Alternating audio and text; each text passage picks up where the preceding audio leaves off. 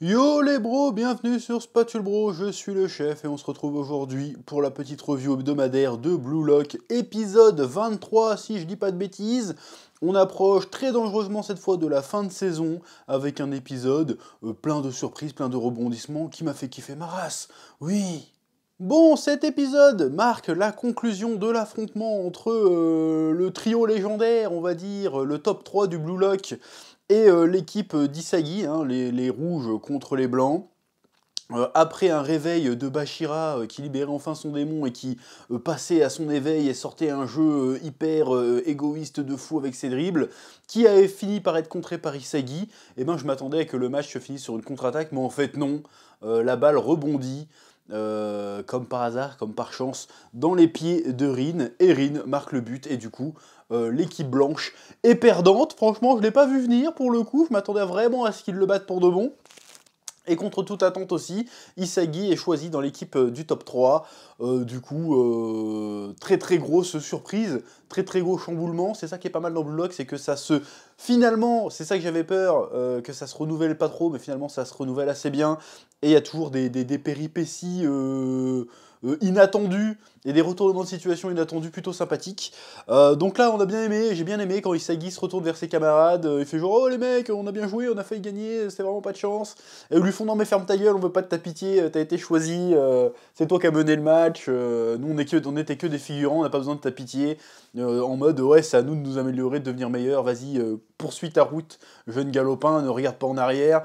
Il y a vraiment le côté, c'est ça qui est plutôt cool, c'est que dans le parcours d'Isagi, il y avait le côté qui voulait être respecté par ses pairs, et puis maintenant en fait, il est tellement respecté par ses pairs que quelque part il le déteste. Enfin, j'exagère, il le déteste pas, mais il le voit maintenant comme une menace. Il le voit pas comme un égal, il le voit comme une menace. C'est-à-dire, vas-y, t'as été meilleur que nous sur ce coup-là, on n'est pas digne de jouer avec toi, donc vas-y, va avec l'équipe des gagnants, et puis c'est tout, on veut pas de ta pitié. Donc il y a le côté aussi, certes, il doit avancer avec l'ego, l'orgueil, tout ça, mais il doit aussi, il a pu arriver là, et même il le dit, si j'ai pu arriver jusqu'ici, c'est parce que j'ai pu jouer avec ces mecs-là, donc quelque part, c'est un petit peu injuste, mais en même temps, c'est les règles du jeu, j'ai gagné, donc je vais pas me priver de cette victoire et je vais quand même avancer.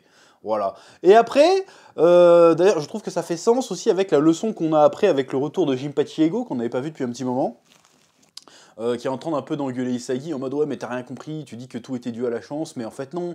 Et il réexplique l'action en fait, que pendant qu'Isagi, tous les autres se croyaient déjà battus, et donc on dit bon de toute façon le Bashira va tirer, donc il n'y a plus rien à faire, on va attendre qu'il tire et voir ce qui se passe.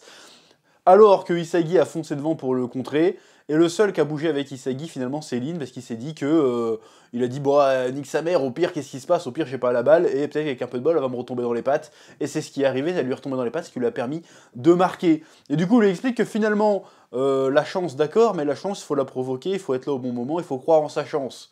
Et j'ai trouvé ça intéressant parce que ça revient à ce que je disais au début de la série, c'est qu'il y a quand même un message un petit peu, là ok ça parle de foot, mais tu peux se ressortir ce contexte-là, ça parle un petit peu de méritocratie quelque part. Après là c'est un large débat évidemment, il y en a qui disent que ça n'existe pas, il y en a qui disent que ouais mais c'est pas parce que tu vas travailler toute ta vie et que tu vas te donner à fond que forcément ça va te sourire, qu'il y a une grosse part de chance. Et il reprend ces éléments-là un peu le Jinpachi Ego dans son discours, mais il dit ouais mais la chance, finalement ça se provoque avec sa petite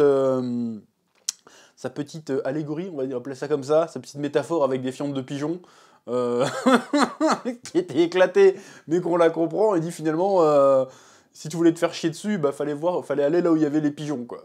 Quand tu passes sous les pigeons, t'as plus de chances de te faire chier dessus que si tu les évites. Bon, c'est une métaphore très très bizarre, mais ça marche.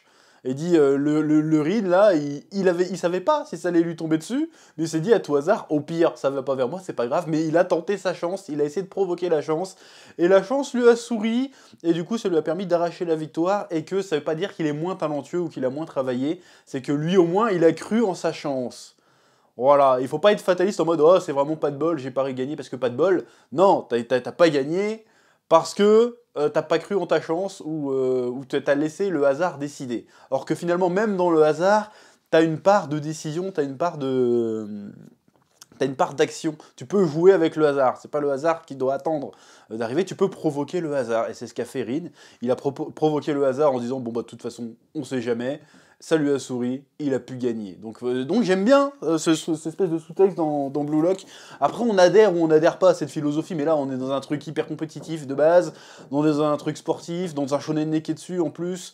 Donc forcément, il avait pas de dire, non, mais le plus important, même c'est ce qu'on te dit la plupart du temps, en fait, dans les shonen neketsu sportifs, c'est le pouvoir de l'amitié. L'important, c'est d'avoir des amis, c'est pas forcément de gagner, c'est de prendre du plaisir, même si c'est assez rare, en fait, ce genre de délire, mais de délire, le pouvoir de l'amitié, là, non, c'est toi tout seul, tu te démerdes. Et même si tu gagnes sur un petit coup de chance, dis-toi que ce coup de chance, c'est que toi, finalement, tu l'as provoqué, tu as su le saisir. C'est pas le tout d'avoir de la chance, il faut savoir la provoquer, il faut savoir la saisir, il faut savoir choper la balle au bon. Et que c'est ça qui fait la différence entre les bons joueurs, les grands joueurs. Voilà. Et c'est pareil dans la vie, j'imagine. Et je trouve ça très sympa comme réflexion. Après, non, il faut voir où c'est qu'ils vont aller avec ça. Mais en tout cas, j'ai bien aimé le délire. Oui, bon, ça a duré un petit peu en longueur, mais c'était intéressant. Oui. Ce qui nous amène à la seconde partie de l'épisode où on apprend que maintenant qu'ils ont passé la deuxième épreuve du Blue Lock, ils vont devoir affronter la prochaine épreuve, ils vont devoir affronter cette fois-ci le top 5 mondial des meilleurs buteurs. Donc nous avons un joueur anglais, un espagnol, un argentin, un brésilien et un français. Donc ça veut dire qu'il a pris les plus grosses nations du foot en gros, et il a pris le meilleur de chaque pays, de chaque continent, de chaque ligue. Or, tu sens qu'il y a comment dirais-je? Tu sens que là, le barbu, c'est David Beckham, quoi. Et puis, évidemment, pour le français, on a Kylian Mbappé, quoi. Je veux dire, parce que le gars, il s'appelle combien? Julian... J'ai oublié son nom. J'ai oublié son nom. Mais bon, il a 17 ans, il est déjà en équipe nationale et tout. Bon, c'est Mbappé, tu vois la gueule, tu vois le design, tu dis c'est Mbappé. Là, tu te dis, le bloc, il a changé. Du coup, c'est assez marrant de voir. C'est clairement inspiré de joueurs réels, en fait. Bon, pour le Brésilien, j'ai aucune idée. Par contre, même l'Argentin, ça me parle pas. Mais pour l'autre, c'est Beckham. Et pour l'autre, c'est clairement Kylian Mbappé. Kiki national. Donc, c'est stylé. Après, je suis très curieux de voir à quel point... Parce que là, on est dans Blue Lock, il y a quand même un certain pattern. Les mecs, ils sont en confiance. On est la meilleure équipe du Blue Lock jusqu'à présent. On va affronter des numéros 1 mondial. On leur met un but dans la première minute, dans la première action. On est des cracks, on est en confiance. Donc on peut être sûr et certain que dans le prochain épisode, ils vont se faire défoncer. Parce que ça va répondre à la question que je me posais. Parce que les mecs, t'as l'impression qu'ils sont tellement balèzes. Tu te dis, bah c'est bon, ils ont fini le jeu en fait. Donc je suis très curieux de voir comment le scénariste, l'auteur de Blue Lock, va faire en sorte qu'on comprenne qu'ils ont encore un chemin de fou à faire. Ils font déjà des trucs de tarés, donc les professionnels, ils font quoi en fait? À part cracher du feu et faire des bonds de 5 mètres, je vois pas en fait. Donc je suis très très curieux de voir en quoi le Mbappé du Blue Lock est incroyable. Voilà, franchement j'ai franchement hâte de voir le prochain épisode, rien que pour ça, parce que ça risque d'être très très surprenant et ça risque de donner un aperçu du potentiel de vers là, le potentiel de délire footballistique que peut proposer le manga. Franchement, je suis très curieux, parce qu'on a vu des mecs qui savaient faire des méga passes, on a vu des mecs qui savaient faire des giga dribbles, on a vu des mecs qui savaient faire des giga tirs, on a vu des mecs qui savaient prédire l'avenir sur le terrain. Tu veux faire quoi de plus en fait? Et il y a sûrement des trucs en plus, donc je suis très curieux de découvrir ça. Ça risque d'être n'importe quoi, mais ça risque d'être incroyable. Oui. Mis à part ça, comme d'habitude, c'est un peu dommage que l'animation soit pas vraiment ouf, hein, pour encore une fois, hein, c'est dommage. Bon, ça gâche rien au plaisir, en vrai, parce que la mise en scène fait le café et tout, mais bon, avec une animation digne qu'on avait eu dans les 2-3 premiers épisodes, ça aurait été un peu mieux. Bon, j'ai bien aimé le coup des mecs qui parlent anglais, et puis les autres, ils sont tous là, moi je parle pas anglais, moi, mais bâtard, tu veux devenir un international de football, apprends au moins l'anglais.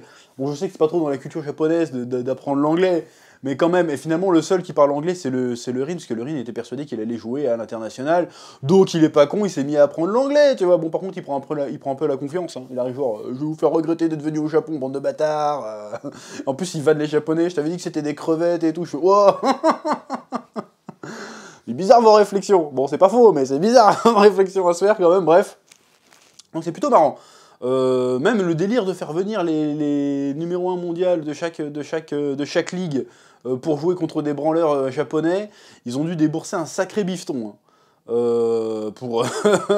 Là, ça peut être pas mal, parce qu'on va montrer le côté capitaliste du football, parce qu'on le montre rarement, ça. Enfin, encore une fois, j'ai une très peu d'expérience de manga de foot, mais le côté capitaliste du sport, en général, on le montre très rarement dans les mangas de sport. Genre, là, ça serait pas mal qu'on parle d'oseille pour une fois.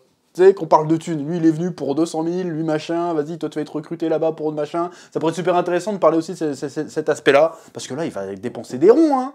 Parce que là, dans la vraie vie, qu'il y a des Mbappé pour venir jouer contre des, des branleurs, à mon avis, il provient pas gratos. Hein. Bon, c'est pas Mbappé, encore une fois, t'as compris, mais voilà. Donc, si en plus ça parle de ce côté business du foot, ça pourrait être encore plus intéressant, du coup. Voilà. Bref, c'est à peu près tout ce que j'avais à dire cette semaine. Comme d'habitude, je te laisse le soin de mettre un petit pouce bleu, de mettre un petit commentaire, me dire ce que tu as pensé de l'épisode, ce que tu as pensé de la review, ou ne serait-ce que laisser un petit commentaire de référencement, d'encouragement, ça fait plaisir. Et je vous dis à très bientôt sur Spatule Bro pour de nouvelles aventures. Oui.